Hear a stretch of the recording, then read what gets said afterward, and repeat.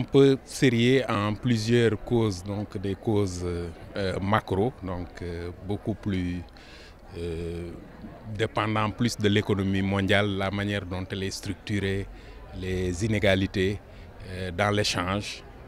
Par exemple, le paysan qui produit et au moment de vendre, les prix ne sont pas fixés par son pays ni par là où il vit. Peut-être c'est fixé à Wall Street ou ailleurs.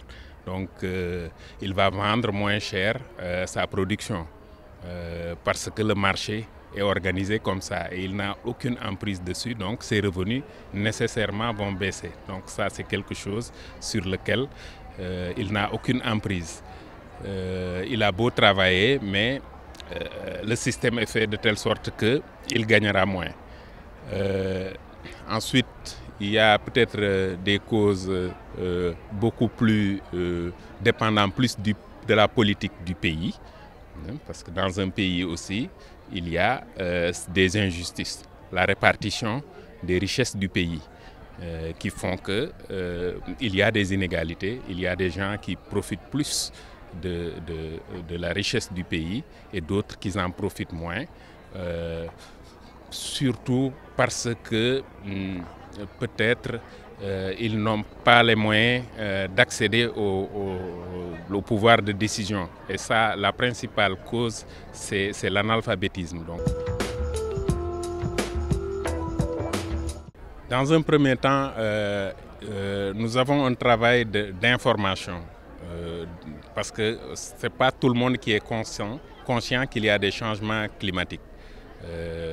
Et il y a quelques semaines, au Sénégal, 2 mois avant, c'était la famine parce qu'il y avait la sécheresse. Et maintenant, on parle d'inondation, il y a trop d'eau. Donc, et les gens prennent les problèmes un par un, alors que c'est un problème global. Alors, il y a vraiment un travail d'information pour dire qu'il y a le problème, il est global, donc on ne peut pas le prendre par petits morceaux. Bon, ensuite, là aussi, les ONG ont une grande expérience d'adaptation, vraiment des technologies très simples d'adaptation au changement climatique qu'ils ont expérimenté et qui peuvent être vraiment vulgarisées et changées.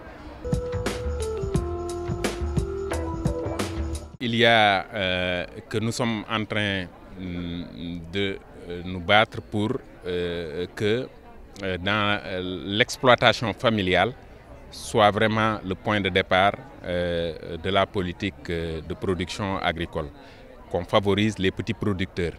Parce que sinon, maintenant, l'économie de la production de l'alimentation est devenue un enjeu mondial. Et donc il y a tout le capital maintenant trouve intéressant d'investir dans l'agriculture. Et ce qui risque de se passer, c'est que toutes les terres vont être accaparées par des gens qui ont les moyens, qui sont riches, qui peuvent investir. Mais ça, c'est pour aller vendre sur le marché mondial.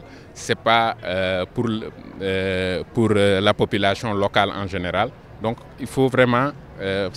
ce qu'on est en train de faire, c'est de renforcer la position de l'économie familiale, donc la production, les petits producteurs, et en respectant même les questions de biodiversité, donc valoriser les semences locales plutôt que de dépendre toujours sur de nouvelles variétés dont on dit qu'elles sont plus productives, mais qui, sur le plan écologique, posent problème.